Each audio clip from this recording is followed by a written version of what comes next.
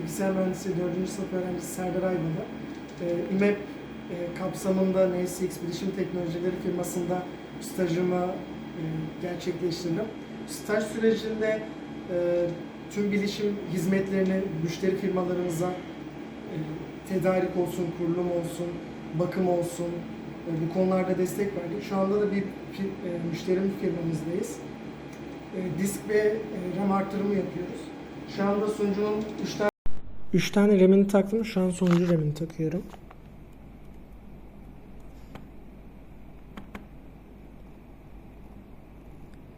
Sıralamasına göre RAM'leri taktım. Hava akışkanını videodan sonra taktım. Kapağını kapatıp kontrollerini yapabiliriz. Stajım boyunca bu tarz sunucu, bakım, destek konularında da roller, görevler aldım. Şu anda kapatayım. Oturduğuma emin oluyorum. Sonra direkt takıyorum. Ardından Arkadaki tabii arkamızda şey var. Onu bir ayarlayayım.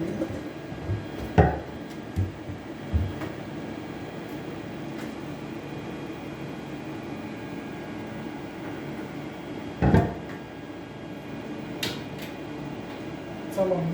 Şimdi size staj boyunca neler yaptığımı bahsedersek, bu tarz sunucu kabinleriyle sık sık çalıştım diyeyim. Burada işte neyimiz var? FortiGate Firewall'umuz var. Firewall'lar Sophos'tu. Fort olarak daha çok kullanılıyor. Burada kullanıcıların internete çıkışlarını denetleme, işte güvenliklerini sağlama konusunda çalışmalar yaptım. Polisler yazdım. Firewall'ları yapılandırıp işte IPsec'ler, site-to-site VPN'ler, SSL VPN'ler. Bu konularda çalışmalar yaptım. Türknet'ten de gelen internetimiz var diyeyim. Burada da bir tane Cloud Router Switch. Bu firmamızda hibrit bir yapı var. Cloud'da da sunucularımız var. Hem Cloud'da hem lokalde tarzı da olabiliyor. Full lokal de oluyor, full Cloud da oluyor. Şimdi devam edelim. Burada bir tane QNAP'imiz var, NAS cihazımız.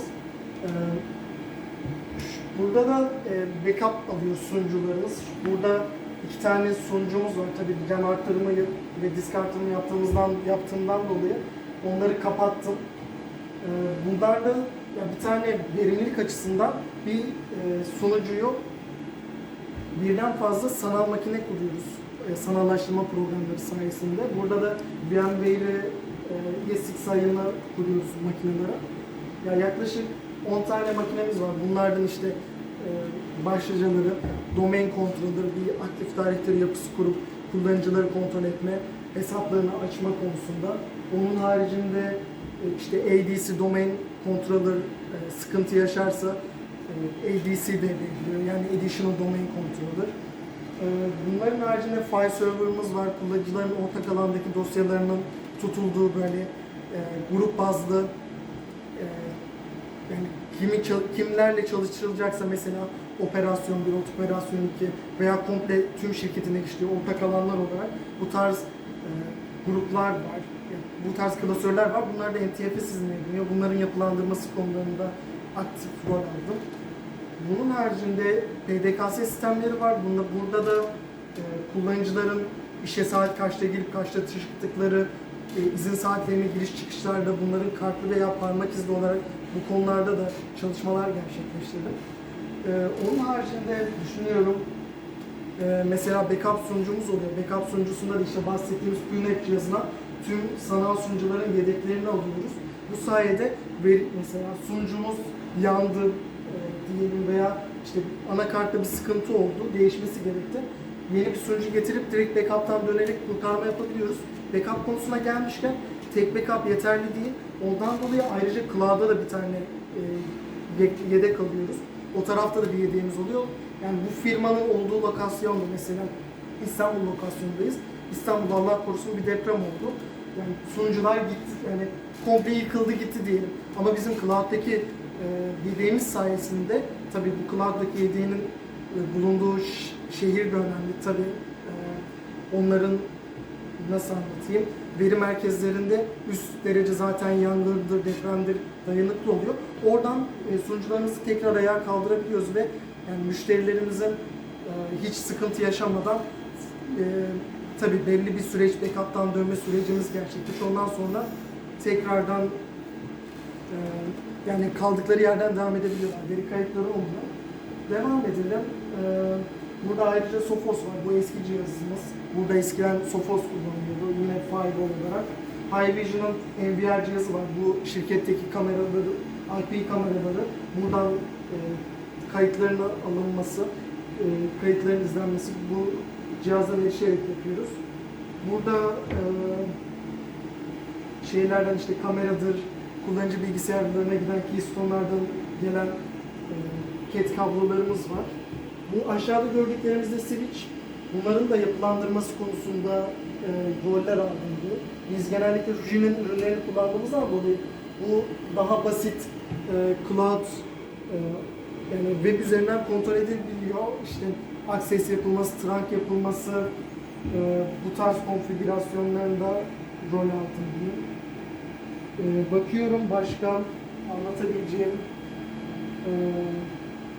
tabii böyle ne diyeyim düzgün durması için fırçalar falan da kullanılıyor patch kablolarda. Mesela fiber kablolarımız var.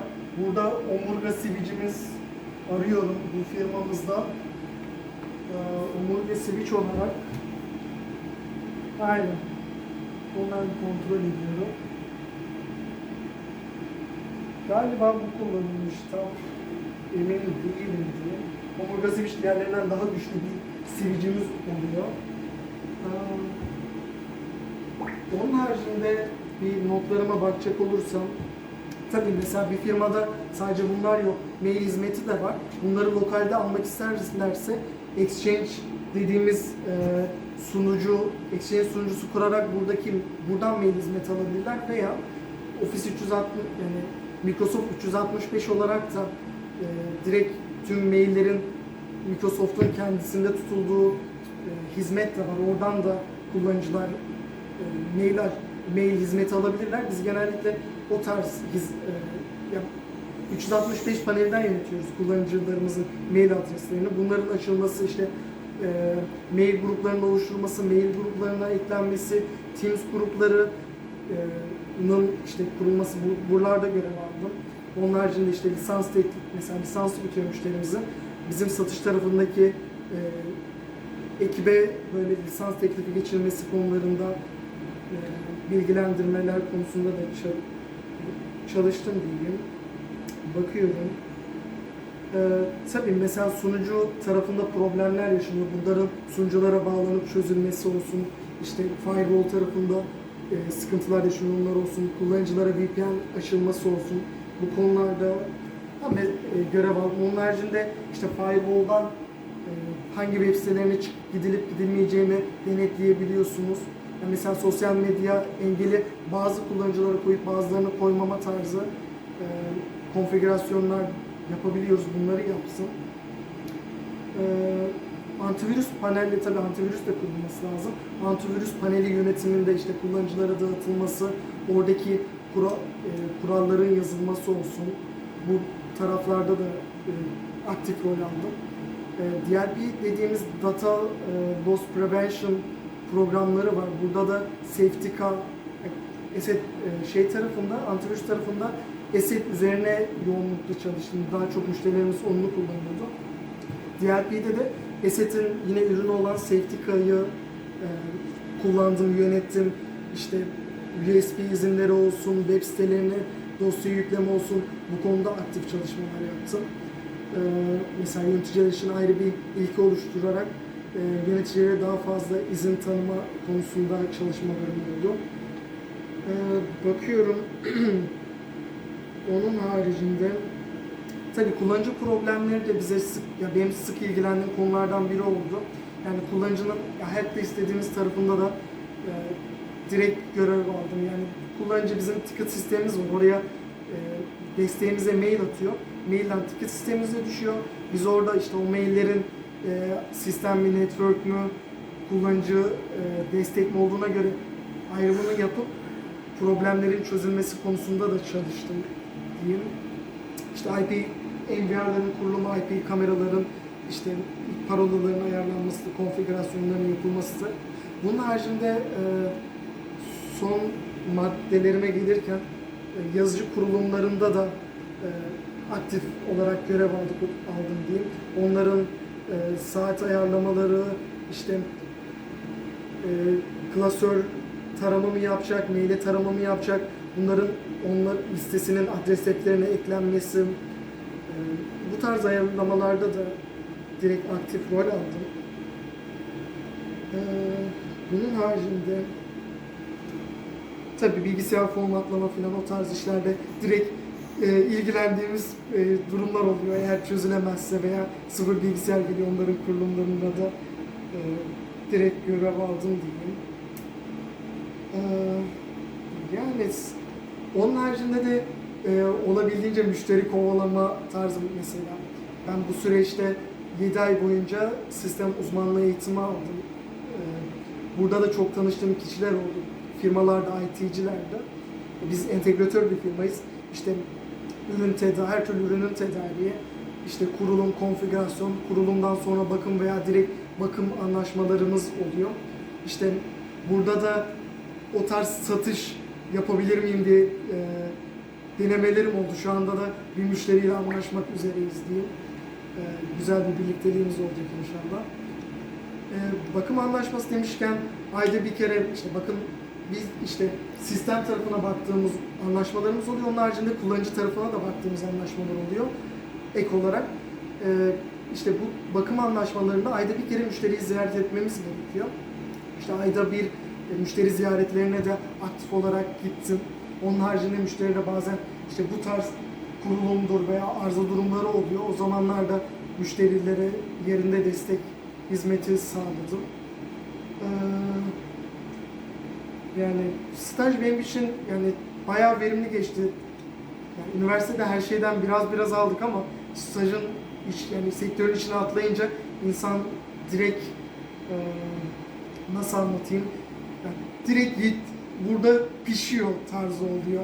Yani bayağı şey kattı staj bana. Bu yönden İBEP olması benim için büyük bir avantajdı. Diyeceklerim bu kadardı. Beni dinlediğiniz için çok teşekkür ederim. Görüşmek üzere.